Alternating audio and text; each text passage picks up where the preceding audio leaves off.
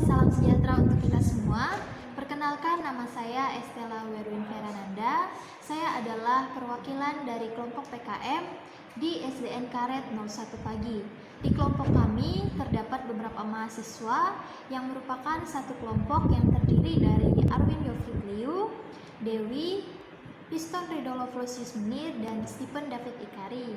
Kami sudah melaksanakan PKM di SDN Karet 01 Pagi, dan video ini dibuat untuk laporan akhir kami sebagai bentuk apresiasi kami terhadap proses pembelajaran yang sudah kami ikuti selama ini di SDN terkait.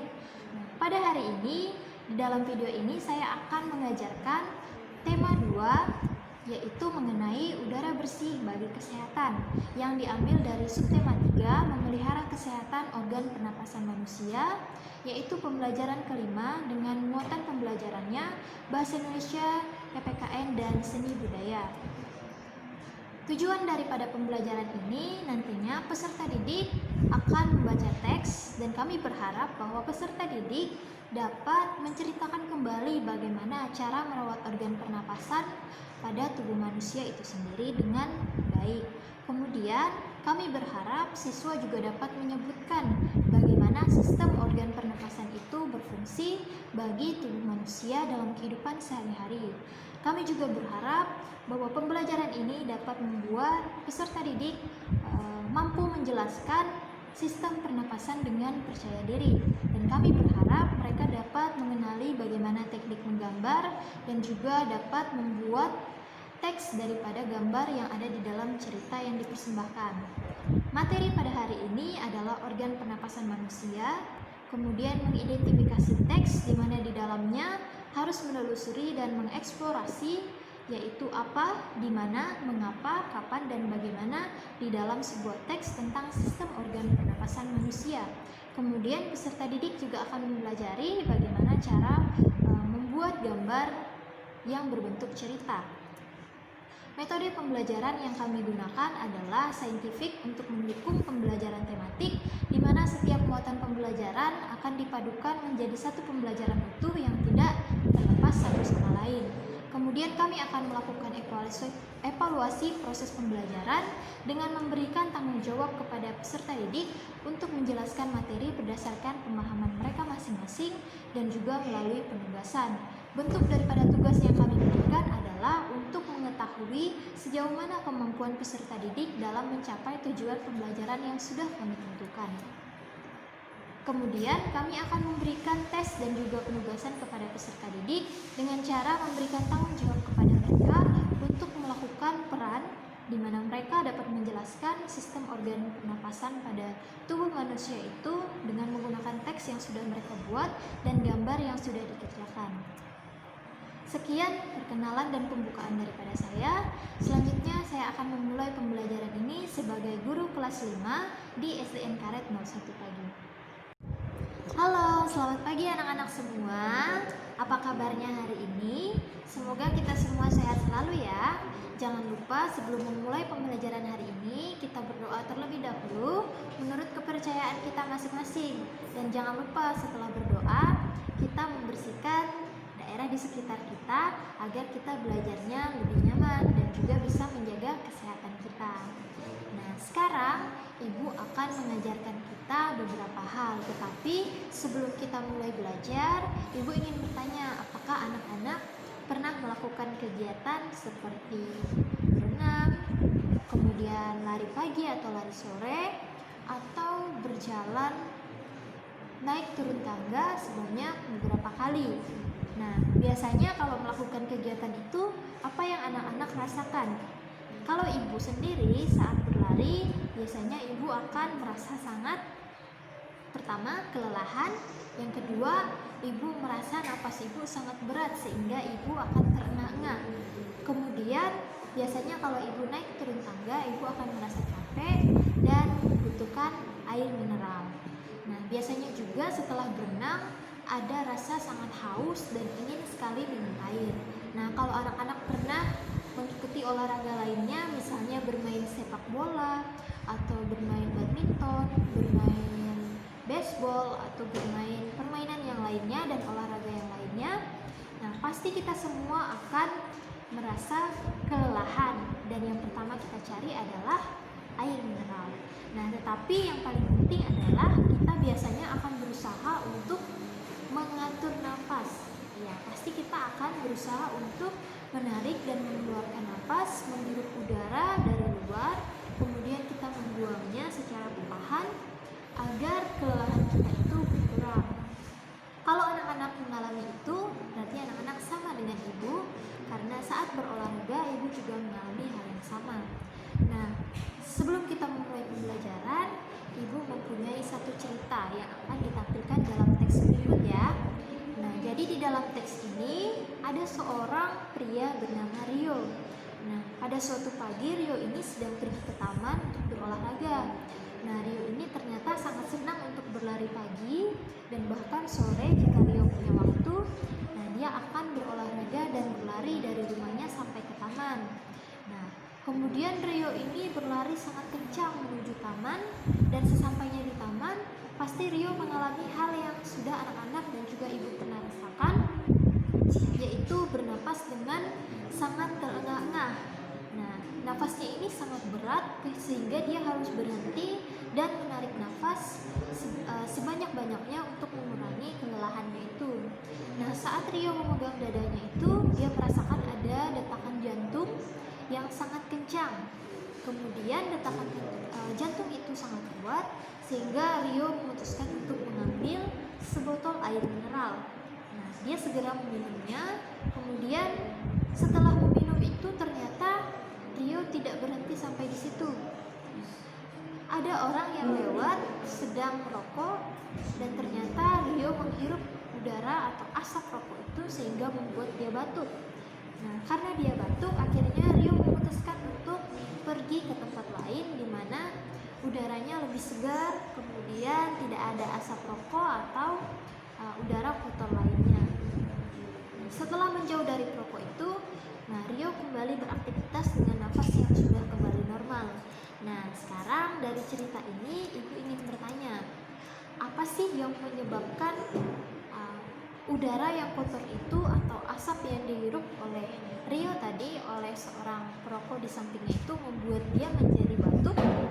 Nah, kemudian apa sih yang terjadi di dalam tubuh kita itu saat kita menghirup udara yang tidak bersih atau udara yang kotor? Nah, kemudian kita juga mungkin bertanya-tanya, mengapa sih Rio bernapas dengan sangat berat seperti kita biasanya saat selesai berolahraga, saat dia berlari dari rumah menuju tamannya? Kemudian ibu ingin bertanya, kapan sih biasanya udara itu masuk ke dalam tubuh kita? Apakah udara itu masuk setiap detik, menit, atau bahkan hanya beberapa kali dalam 1 jam? Nah, kemudian di mana kita bisa menemukan udara yang bersih untuk kita hirup setiap hari, dan bagaimana cara kita menjaga kesehatan organ pernapasan di dalam tubuh kita ini? Nah, kita akan sama-sama menemukan jawabannya. Nah, dari teks tadi kita bisa bertanya berbagai hal, mulai dari apa, di mana, kapan, mengapa, dan bagaimana. Nah, pertanyaan-pertanyaan ini sangat baik kita ajukan saat kita menemukan ada teks yang ingin kita baca, baik itu kita temukan di buku, di sosial media, di Facebook, di Instagram, dan sosial media lainnya. Nah, berbagai teks ini bisa kita pertanyakan dengan beberapa pertanyaan ini. Nah, kenapa kita sangat penting untuk bertanya sangat detail seperti yang ibu tanyakan tadi, yaitu apa, mengapa, kapan, di mana, mengapa, dan bagaimana. Nah, karena pertanyaan-pertanyaan ini bisa menimbulkan informasi dan juga pengetahuan bagi diri kita sendiri, sehingga saat kita memperoleh informasi dari sebuah teks atau dari sebuah pembicaraan, dari sebuah gambar, nah kita dapat menemukan informasi yang benar dan bukan informasi yang salah. Nah, anak-anak, di dalam tubuh kita itu saat kita berolahraga, kita melakukan kegiatan kita sehari-hari, nah ada organ yang terus bekerja tanpa henti. Nah, bayangkan dalam 1 hari saja kita membutuhkan istirahat, kita membutuhkan tubuh kita untuk beristirahat, baik itu di malam hari maupun di siang hari. Nah, bayangkan di dalam organ tubuh ini, walaupun dalam keadaan beristirahat, ada organ-organ tubuh dan bahkan seluruhnya di dalam tubuh kita ini selalu bekerja setiap hari tanpa henti. Nah, di dalam tubuh kita itu kita harus mengetahui apa saja sih organ-organ yang ada di dalam tubuh kita sehingga membuat kita masih ada dan masih bernafas sampai saat ini.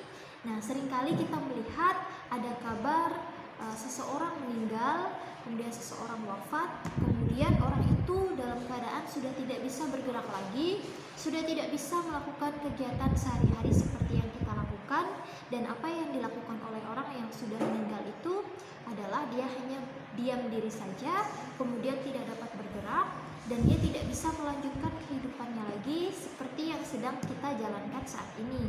Tidak bisa pergi ke sekolah, tidak bisa bekerja. Nah, itu semua ada alasannya. Nah, kenapa kita berbeda dari orang yang sudah meninggal itu? Karena kita masih bernafas. Nah, tetapi seringkah kita bertanya kenapa bernafas itu sangat penting bagi diri kita sendiri, dan apa sih bernafas itu? Nah, sebelum kita masuk kepada pertanyaan-pertanyaan yang sudah Ibu ajukan tadi di dalam teks yang sudah kita baca bersama-sama, nah, Ibu ingin bertanya satu kali lagi. Nah, organ apa sih yang menurut anak-anak paling penting dalam proses pernapasan kita setiap hari? Ada yang tahu? Nah, iya, ada beberapa organ yang sering kita baca baik di dalam buku maupun kita mendengarkan penjelasan dari guru-guru. Nah, organ-organ ini bekerja dengan sangat baik. Nah, pertama, saat kita sedang berjalan dan saat berolahraga dan bahkan kita sedang menonton video pembelajaran ini, nah kita sedang menghirup udara di sekitar kita, baik itu kita yang ada sedang berada di kamar maupun yang sedang berada di luar, yang sedang berada di dalam kelas, yang sedang berada di luar kelas. Nah, saat kita menghirup udara itu, ternyata udara itu tidak masuk semuanya. Nah, udara itu disaring. Disaring di mana? Nah, pernahkah anak-anak melihat di dalam hidung kita masing-masing atau hidung orang tua atau hidung bapak-bapak misalnya? Nah, terdapat rambut-rambut halus di dalamnya. Nah, apakah anak-anak pernah bertanya kenapa bisa rambut-rambut itu ada di dalam hidung kita dan kenapa kita memerlukan rambut-rambut itu? Nah, ternyata saat kita pertama kali menghirup udara, nah rambut-rambut itulah yang pertama kali menyaring setiap partikel. Nah, partikel itu apa? Baik debu, baik udara yang bersih, oksigen, dan lain-lain yang masuk ke dalam tubuh kita melalui hidung. Nah, di dalam hidung inilah rambut-rambut itu menyaring kotoran-kotoran itu, sehingga kotoran yang ukurannya tidak bisa masuk ke dalam tubuh dan tidak cocok masuk ke dalam tubuh itu disaring melalui rambut-rambut halus ini. Nah, kemudian setelah dia masuk ke dalam hidung kita dan disaring oleh rambut-rambut ini, nah ada anggota dari organ tubuh kita yang sangat bekerja membantu proses pernapasan dan udara yang sudah masuk itu. Nah, Ibu memberinya istilah sebagai pipa angin. Nah, pipa angin ini apa? Nah, mungkin anak-anak pernah menemukannya di dalam buku yang namanya trakea.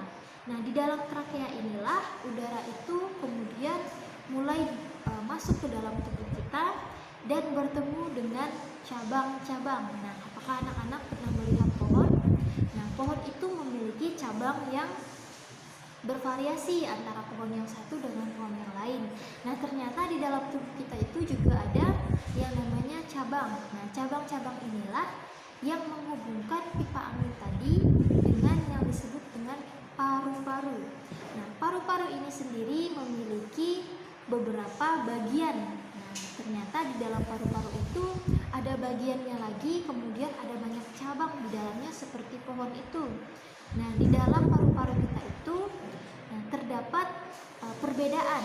Nah, ternyata paru-paru kita itu ukurannya dari yang kiri dan yang kanan itu sangat berbeda. Nah, paru-paru kita yang kiri itu ukurannya lebih kecil daripada paru-paru yang sebelah kanan. Nah, kenapa? Karena ternyata paru-paru kita yang di sebelah kiri itu berbagi ruang dengan jantung, sehingga kalau kita memegang dada kita di sebelah kiri, kita bisa merasakan ada detak jantung. Dan kalau kita ingat cerita tentang Rio tadi, Nah, saat Rio selesai berlari, dia menemukan bahwa jantungnya berdetak sangat kencang, sehingga dia memutuskan untuk beristirahat dan minum air mineral. Nah, itulah yang membuat jantung di bagian kiri itu ukurannya lebih kecil karena dia berbagi ruang dengan paru-paru itu ukurannya yang sebelah kiri lebih kecil karena berbagi ruang dengan jantung, sedangkan yang kanan itu ukurannya lebih besar. Nah, di dalam paru-paru kita itu ternyata ada lagi proses yang sangat tidak bisa kita telusuri dengan mata telanjang atau kasat mata. Nah, di dalam paru-paru itu terdapat rambut-rambut halus.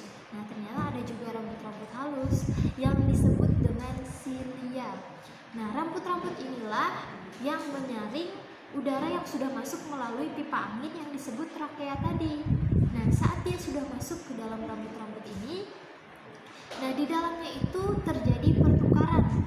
Nah, kemudian dia masuk ke dalam paru-paru, dan di dalam paru-paru inilah terjadi pertukaran antara udara yang masuk dan udara yang akan keluar, sehingga saat kita bernapas kita tidak bisa menghirup udara sebanyak-banyaknya tanpa mengeluarkannya. Coba anak-anak praktekkan, apakah bisa kita menghirup udara sebanyak-banyaknya tanpa mengeluarkannya lagi dari tubuh kita? Nah, coba dipraktekkan terlebih dahulu. Nah, tentu saja tidak bisa. Saat kita menghirup udara, kita juga harus mengeluarkan udara. Nah, udara yang kita hirup itu biasanya kita sebut dengan oksigen. Nah, sedangkan yang kita keluarkan dari tubuh kita itu adalah karbon dioksida. Nah, karbon dioksida yang keluar daripada tubuh kita ini ternyata sangat berguna bagi tumbuh-tumbuhan di sekitar kita. Nah, kalau kita memperoleh udara yang bersih itu ternyata kita perolehnya dari tumbuh-tumbuhan di sekitar kita, pohon-pohon, dan juga berbagai jenis tumbuhan yang hidup di sekitar kita, baik itu pohon yang sangat tinggi maupun yang pohon yang tidak tinggi. Semuanya itu membantu kita dalam memperoleh oksigen, yaitu udara yang bersih. Nah, sedangkan pohon-pohon di sekitar kita itu ternyata mereka memperoleh karbon dioksida yang kita keluarkan dari tubuh kita. Nah, tetapi kenapa saat kita bepergian di suatu tempat yang macet, kemudian ada banyak sekali kendaraan beroda 2 dan beroda 4, ada mobil dan motor, seringkali kita menemukan ada asap-asap kendaraan yang membuat kita sangat ingin batuk dan menjauh dari tempat itu. Nah, kenapa udara-udara yang kotor ini masih saja ada padahal pohon-pohon itu ada di sekitarnya? Nah, karena udara-udara yang kotor seperti asap ini ukurannya sangat banyak di muka bumi ini, sehingga pohon-pohon yang sudah ditebang, pohon-pohon yang sudah tidak ada digantikan dengan gedung-gedung yang tinggi, membuat akhirnya karbon dioksida yang harusnya bisa diserap oleh tumbuhan tadi itu tidak mampu diserap karena jumlahnya terlalu banyak. Nah, kemudian kita kembali kepada organ tubuh kita tadi, yaitu paru-paru. Nah, setelah udara itu masuk, terjadi pertukaran antara oksigen dan karbon dioksida yang sudah Ibu jelaskan sebelumnya. Nah, apa yang membantu pertukaran itu? Ternyata tidak sepenuhnya udara, tetapi adalah darah. Nah, pernahkah anak-anak memperhatikan saat kita mengalami luka di tubuh kita, maka darah yang keluar itu bentuknya sangat cair seperti air. Nah, karena di dalam darah itu terdapat kandungan air yang sangat tinggi sehingga ukurannya sangat menyerupai seperti air. Nah, ternyata darah ini jugalah yang berfungsi untuk membantu karbon dioksida dan juga oksigen ini saling bertukar.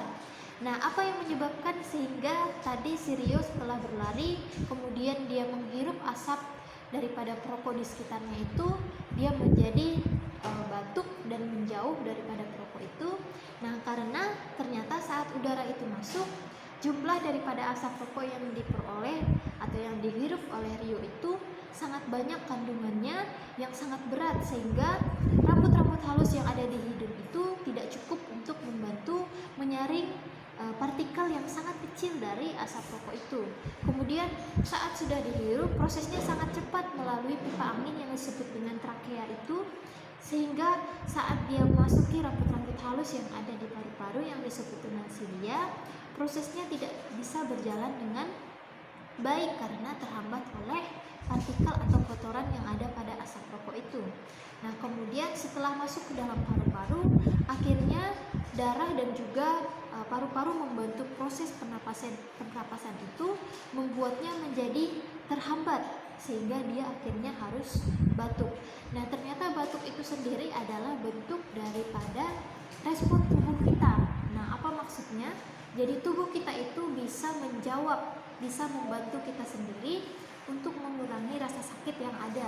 Nah, karena jika asap rokok itu dibiarkan, ternyata itu sangat tidak baik bagi tubuh kita. Tidak hanya asap rokok saja, tetapi banyak partikel-partikel kotor lainnya seperti asap kendaraan itu bisa merusak paru-paru dan organ pernapasan kita. Nah, maka kita bisa sama-sama menjawab, apa sih yang terjadi jika udara yang dihirup adalah udara yang kotor? Nah, pastinya kita bisa menjawab sekarang. Kita akan merespon, yaitu dengan cara batuk, ataupun kita bisa merasa tidak nyaman. Nah, jadi tubuh kita itu bisa merespon udara yang kotor yang kita hirup itu. Kemudian pertanyaan kedua yang tadi Ibu tanyakan, mengapa sih Rio bernapas dengan sangat berat setelah berlari dari rumah menuju taman? Nah, kenapa?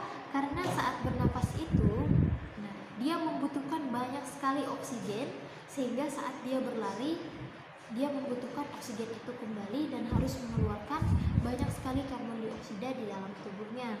Nah, anak-anak jangan bingung kenapa kita sangat berat sekali bernapas saat kita setelah kita berlari atau kita berenang.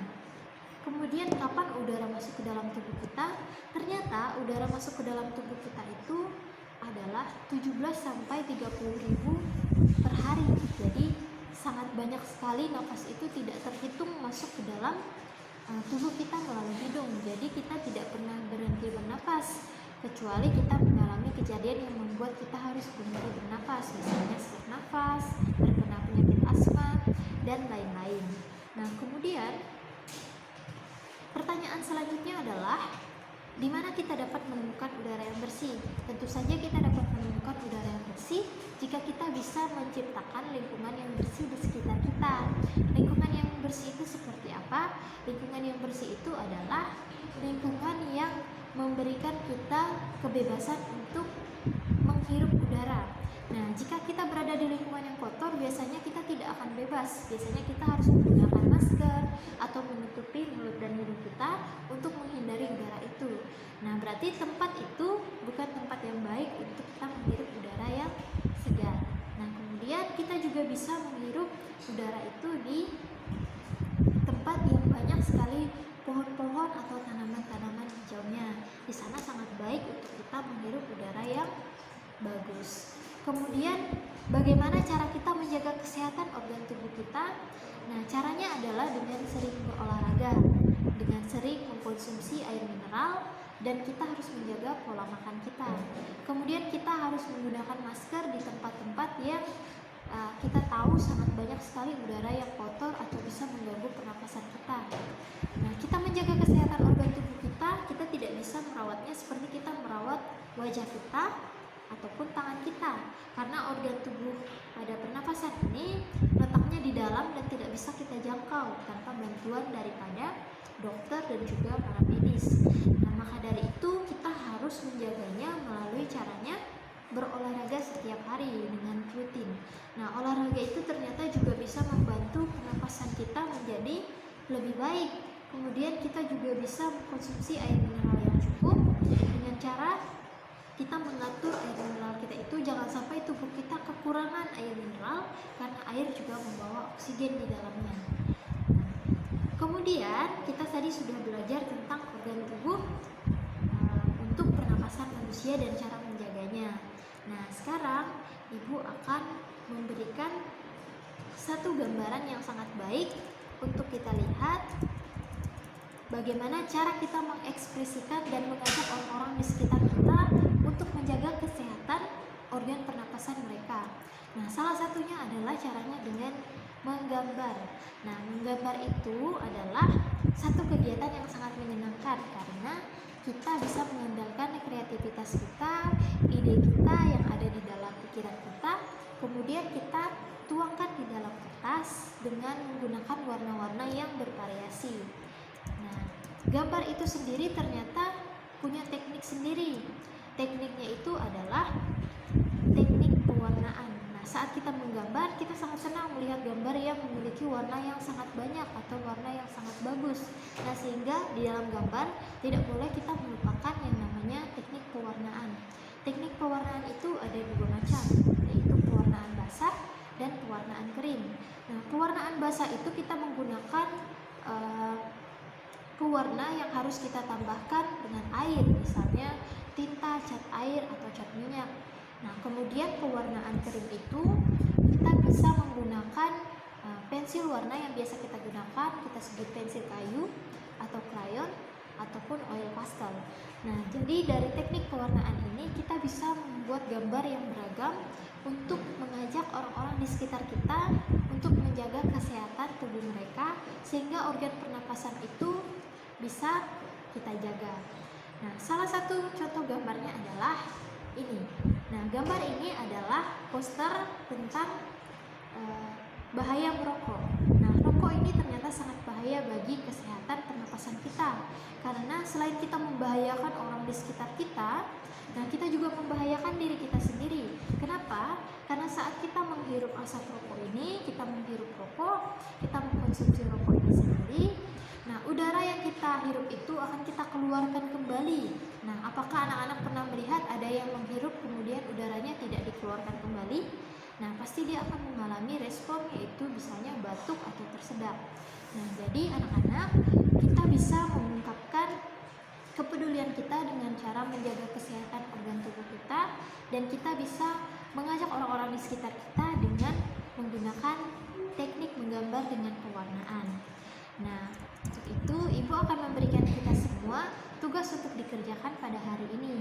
Nah, tugas ini adalah anak-anak menceritakan kembali bagaimana pengalaman dalam menjaga kesehatan organ tubuh, misalnya berolahraga dan lain-lain.